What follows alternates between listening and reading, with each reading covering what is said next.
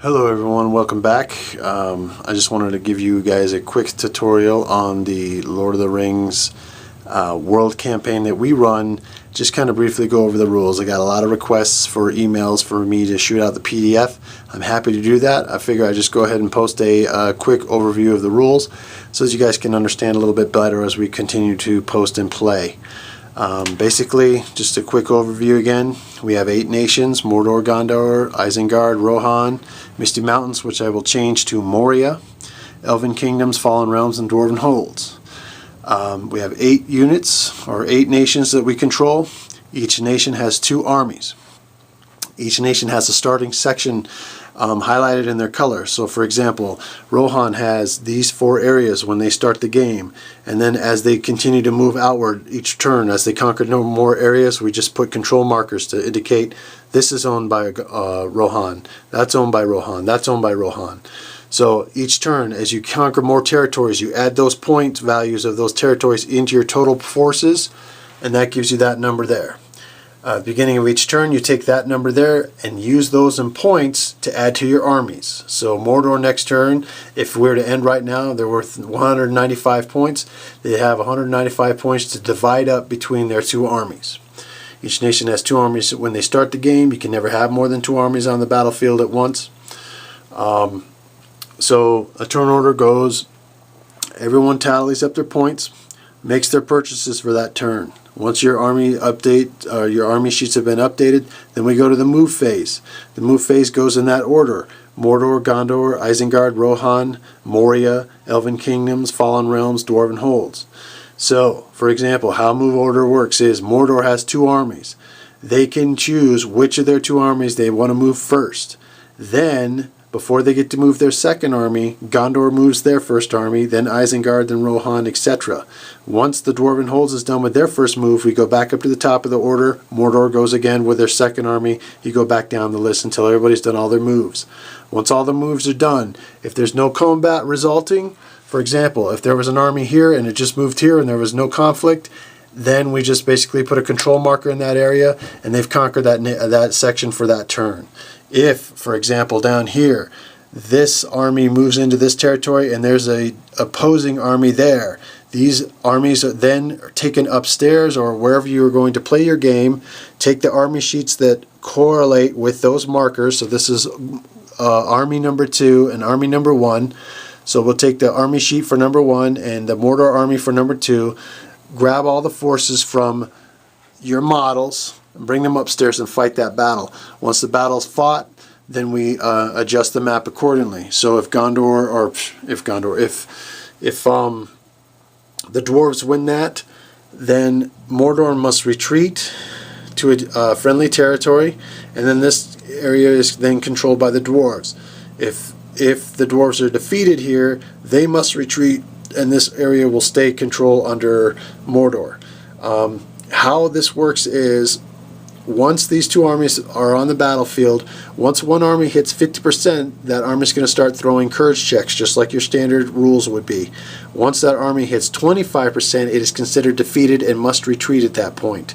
Now, any units that hit or fail their courage check during those 50% to 25% phase, they're not eliminated like they normally would be in a regular game. They get to basically retreat to a friendly territory if they can. And then once you hit 25%, all your remaining units on the battlefield automatically retreat to a friendly territory if they can. Then you take up all those models that failed courage checks and retreated, and you can reform that army. So basically they just withdraw back here. Now, for example, if this army was down here and there was no friendly territory to retreat to around it, and it's attacked and it's defeated, it can't retreat there because that's controlled by Mordor. It can't retreat here because it's controlled by Mordor, Mordor, and Mordor. So it would be trapped here, and then it wouldn't be able to retreat. So basically any units that fail their courage check between 50 and 25% are eliminated. Once you hit 25%, your army's defeated. This would be outright destroyed. Just real quick on the map, we have 3 different types of territories. We have your generic territories, which are worth 15 points. You have your fortress territory, which is worth 40 points currently. And then you have your capital territory, which is worth 80 points. Obviously, there's a point differential between those, making these two more important than your standard regular territory. Also, there's some new rules or some world map rules that we use. Normally when you're in the field and you hit 50%, you throw courage checks, 25% you're defeated and got to retreat. When you're defending your capital or defending a fortress, your armies may fight to the death, which means you do not roll courage checks once you hit 50%, and you fight to the last man. So it makes it a lot harder for you to conquer a fortress or a capital city if there's an army or units there defending those. I think in the next campaign we're going to up the values of the capital territories from 80 and 40 to 45 and 90, making them a little bit more productive to give you more points to buy armies with, and also a lot more important strategically to capture and to hold. So we'll also adjust the world map so that certain nations are not so far away, so that they don't take us long to get into the fray. So that's kind of the world map there. Just kind of briefly go over what we're using. We are using the 5 source books to basically build our armies with. So for example, Gondor would buy the Gondor units out of the Kingdoms of Men section. Kingdoms of Men also holds Rohan in there. The Rohan player would only buy his units out of Rohan. And then at the bottom, or there's also a section in there for the fiefdoms. Now the fiefdoms can be used by any player because they're not on the world map. So the fiefdoms can be bought as allied units. You're not limited to just those as your allied units, but we have special rules for that, and I'll go over that really quickly. So, for example, we go here to the shelf of Minas Tirith here, the Gondor player. So the Gondor player has the option to buy any Gondor hero, named or generic, and then any unit for Gondor that he'd like to, using the warband rules. So you have like 12 units and then a captain or whatever. Now you can use named heroes to lead your units. Now, for example, let's go down to the Elves. If the Elves, for some reason, wanted to have Warriors of Minas Tirith in their army, they can do so, but if they buy it, they cannot use named heroes from Gondor. And the reason we threw that into the World Campaign is we do not want Boromir running around with the Elves. He should be leading Gondor armies, not Elven armies. The Elves have their own named heroes. We want that flavor to stay with the Elves. We want the Gondor heroes to stay with the flavor of Gondor. So you could buy Warriors of Minas Tirith for the Elven company, but they have to be led by a generic captain of Minas Tirith. They could not be led by any of the named Minas Tirith heroes. Those are exclusively for the use for the Minas Tirith player, and the Elven player, if he wants Minas Tirith units, must buy generic non-named heroes. In the World Campaign, if your named hero is slain, he is gone for the game. You can rebuild generic heroes because they're basically non-named heroes. They're generics. So if you lose a captain of Gondor, you can always replace him with another captain of Gondor next turn. If you lose Baragond, he's gone for the game, and you can't rebuild him. He's basically slain. With an exception of Gandalf. If Gandalf the Grey is killed, you can rebuild him as Gandalf the White, and we're just doing that for flavor, you know, Lord of the Rings flavor of the story. And over here with Mordor, same with the Mordor Nazgul.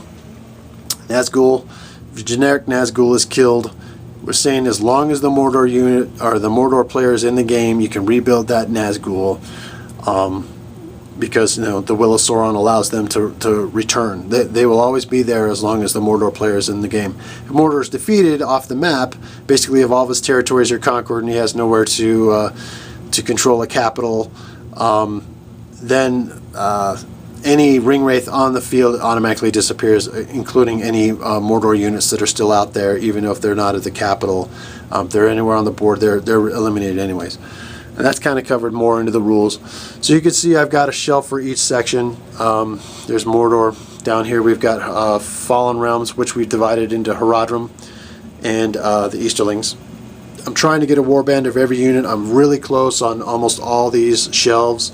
So basically when the players come to build their armies, they can have the flexibility to build whatever they want to build. And then Isengard down there, I've got almost all the Isengard stuff, a warband of every unit, all the heroes named and generic. Again over here, I've got a shelf that's kind of like units that are not associated with any nation, but they can be used in the game, like Radagast Alliance here. You can get eagles and ants, and any good player can buy those because they don't fall under any of the named specific sections in the rule book. So Radagast can be played by, he's a named hero, but he can be played by Gondor, or he can play by Rohan, for example. But he's the named hero, so if he is slain, you can't rebuild him again. So he's gone. And then I got the dwarves here. Got almost a warband of every unit of the dwarves, and then the Moria, of course. Just kind of give you a quick painting update this week. I will include stills at the end of this video. What I got painted this week, I got my Dweller in the Dark painted. I got almost a full warband of archers up here to ride on the Harad, or on the Hadao, so those guys are almost all done. I got my Aragorn finally painted, the Hornblower for the Hadao, and then one more Ranger of Gondor, so I've got almost a full warband of Gondor Rangers. Also, just real quick, again, we've got the Lord of the Rings rulebook or the Hobbit rulebook. You'll definitely need either one of those if you want to use the campaign, world campaign rulebooks, because in order to fight the battles, once you get on the world map and you got to grab your armies and put them out on the battlefield and actually play, you're going to need these rules to play the game with. That's not really included in the PDF. I don't cover any of the Games Workshop rules in the PDF of the world campaign. I just basically offer you guys our suggestions on how to run this portion of a world campaign that controls the maps and then the areas and restrictions on armies and heroes and all that good stuff. So again, if you'd like a copy of the PDF, I'd be happy to shoot that to you.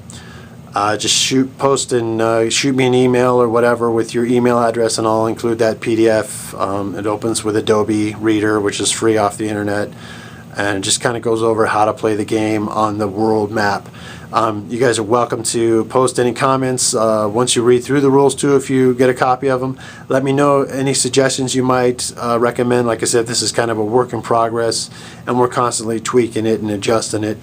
There are advanced sections of rules in here that I didn't cover in the video, but I just kind of wanted to explain it a little bit further so that it'll help clear up some questions that some people have had already. I've got a lot of comments, so definitely keep posting that and keep checking in.